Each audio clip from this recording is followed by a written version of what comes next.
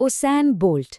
ये नाम सुनते ही दिमाग में रफ्तार आती है, एक स्टाइल, एक स्वैग और एक ऐसा सरनेम जो मानो दुनिया के सबसे तेज इंसान के लिए ही बना हो। जब भी हम उन्हें ट्रैक पर देखते हैं तो ऐसा लगता है जैसे सब कुछ कितना आसान है ना? बिल्कुल सहज। लेकिन इस सहज वाली इमेज को सबसे पहले खुद बोल्ट के ही शब्दों से तोड़ते हैं। वो कहते हैं ट्रेनिंग करना रेस से बहुत कठिन है। तो फिर इस जादुई आसानी के पीछे की असलियत क्या है? क्या ये सच हो सकता है कि दुनिया का सबसे तेज इंसान असल में स्प्रिंटिंग के लिए बना ही नहीं था? चलिए आज उसेन बोल्ट के पीछे के विज्ञान और उस अनदेखे संघर्ष को समझते हैं। ये जो एफर्टलेस लेजेंड का भ्रम है ना, इसकी शुरुआत हुई 2008 ओलंपिक्स में। याद होगा वो सीन, बोल्ट रेस खत्म होने से 20 मीटर पहले ही अपना सीना ठोककर जश्न मना रहे थे। और कमाल की बात ये है कि इसके बावजूद उन्होंने वर्ल्ड रिकॉर्ड तोड़ दिया। ऐसा लगा जैसे ये उनके लिए कोई बच्चों का खेल हो। बस यहीं से उनकी नेचुरली टैलेंटेड या सहज चैंपियन वाली इमेज बन गई। पर अब कहानी की असलियत पर आते हैं। बोल्ट का इम्परफेक्ट यानी अपूर्ण शरीर। यहाँ हम उस हैरान कर देने वाले विज्ञान को देखेंगे जो उनकी शारीरिक बनावट के पीछे छिपा है। देखिए, एक तरफ है कोई भी औसत स्प्रिंटर जिसकी हाइट करीब 6 फुट होती है और जिसके कदम बिल्कुल एक जैसे यानी सिमेट्रिकल होते हैं। और दूसरी तरफ है उसेन बोल्ट, 6 फुट 5 इंच लंबे, जो स्प्रिंटिंग की दुनिया में एक तरह का नुकसान माना जाता है। और उनके कदम वो सिमेट्रिकल नहीं हैं, वो एसिमेट्रिकल हैं। मतलब उनके दोनों पैर एक जैसा काम ही नहीं करते। इस एसिमेट्री या विषमता का एक बहुत बड़ा कारण है स्कॉलियोसिस। ये एक ऐसी मेडिकल कंडीशन है जिसमें रीढ़ की हड्डी यानी स्पाइन सीधी होने के बजाय थोड़ी सी टेढ़ी हो जाती है। जरा सोचिए, बोल्ट ने अपना पूरा करियर इसी कंडीशन के साथ दौड़ा है, जिसने उनके शरीर में कई तरह के असंतुलन पैदा किए। SMU टेक्सास के रिसर्चर्स ने पाया कि उनका दायां पैर उनके बाएं पैर के मुकाबले 12% ज्यादा जोर लगाता है। अब बायोमैकेनिक्स के हिसाब से देखें तो ये एक बहुत बड़ी कमी है। स्प्रिंटिंग में तो संतुलन और बराबरी ही सब कुछ होता है। और ये कमी सिर्फ ताकत में नहीं है। असल में उनका बायां पैर उनके दाएं पैर से लगभग आधा इंच छोटा है। एक बार सोचकर देखिए, दुनिया का सबसे तेज इंसान एक ऐसे शरीर के साथ दौड़ रहा था जो खुद अपने आप में बैलेंस में नहीं था।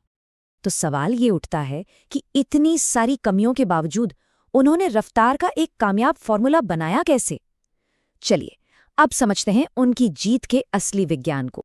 तो फिर सवाल वही है कि वो रेस जीतते कैसे हैं?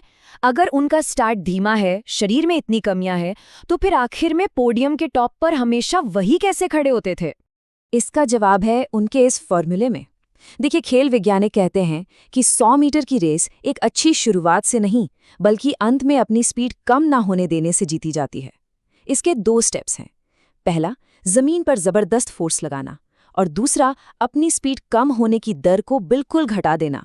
बोल्ट का असली जादू आखिरी 30 मीटर में दिखता है, जहां वो अपनी रफ्तार गिरने ही नहीं देते। और जब हम जबरदस्त फोर्स की बात करते हैं तो जरा इस नंबर को देखिए। बोल्ट अपने दाएं पैर से एक कदम में 455 किलोग्राम से भी ज्यादा का बल पैदा कर सकते हैं। ये उनके शरीर के वजन का 5 गुना से भी ज्यादा है। यही वो ताकत है जो उन्हें बाकी सबसे आगे धकेलती है। लेकिन ये कहानी सिर्फ शारीरिक ताकत की नहीं है। अब बात करते हैं एक चैंपियन के दिमागी खेल की। वो जो हमेशा रिलैक्स्ड दिखने वाले सुपरस्टार की छवि है ना, उसके पीछे का मनोविज्ञान आखिर है क्या? स्टार्ट लाइन पर जहां अच्छों के पैर कांप जाते हैं, वहां बोल्ट के दिमाग में क्या चल रहा होता है? जब उनसे ये पूछा गया तो उन्होंने कहा, मैं बस इधर उधर की बातें सोचने की कोशिश करता हूं, जैसे कि आज रात में खाना क्या खाऊंगा। ये प्रेशर से बचने का उनका अपना तरीका है। वो रेस पर एकदम सही समय पर फोकस करना शुरू करते हैं। लेकिन जैसे ही रेफरी की आवाज आती है, ऑन योर मार्क्स, ठीक उसी पल उनका मेंटल स्विच ऑन हो जाता है। सारा ध्यान सिर्फ और सिर्फ रेस पर, और उनका व्यक्तित्व उस एक पल में एकदम बदल जाता है। तो ये जो इतनी सहज और आसान परफॉर्मेंस हम देखते हैं, उसके पीछे क्या है? चलिए अब पर्दे के पीछे की उस मेहनत और उस दर्दनाक सच्चाई को देखते हैं। देखिए, उनका सफर हमेशा से कामयाब नहीं रहा। 15 साल की उम्र में वो सबसे कम उम्र के वर्ल्ड जूनियर चैंपियन बने। ये एक वादा था, लेकिन 2004 ओलंपिक्स में वो चोट की वजह से पहले ही राउंड में बाहर हो गए। ये एक बहुत बड़ा झटका था। कई लोगों ने तो कह दिया कि उनका करियर खत्म। फिर 2007 में उन्होंने 2 सिल्वर मेडल जीतकर एक जबरदस्त वापसी की। इस वापसी का बहुत बड़ा क्रेडिट उनके कोच ग्लेन मिल्स को जाता है। बोल्ट बताते हैं, मेरे कोच का जवाब हमेशा नहीं होता था। कोच मिल्स का मानना था कि बोल्ट कभी परफेक्ट नहीं हो सकते हैं और इसीलिए उन्होंने बोल्ट को हमेशा और ज्यादा मेहनत करने के लिए पुश किया। उन्होंने एक ऐसे एथलीट को जो बड़े मौकों पर चूक जाता था, एक चैंपियन में बदल दिया। तो इस पूरे सफर से एक चैंपियन की मानसिकता के बारे में क्या सीखा जा सकता है? हारना सीखो, तभी जीतना सीखोगे। यही उनकी लंबी सफलता का कोड था। उनके कोच ने उन्हें सबसे पहली और सबसे जरूरी बात यही सिखाई थी, अगर लंबे समय तक जीतना चाहते हो तो पहले हारना सीखो। इसका मतलब था कि अपनी हार को समझो, उससे सीखो और फिर उसे अपने फायदे के लिए इस्तेमाल करो। तभी जाकर एक लंबी जीत हासिल की जा सकती है। और ये सीख उनकी ट्रेनिंग का भी हिस्सा थी। उनके कोच कहते थे कि ट्रेनिंग का आखिरी सेट सबसे ज्यादा जरूरी है। असली सुधार, खासकर दिमागी मजबूती, उसी आखिरी सेट में होती है।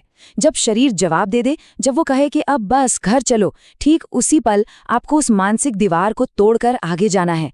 असली चैंपियन उसी एक धक्के में बनता है।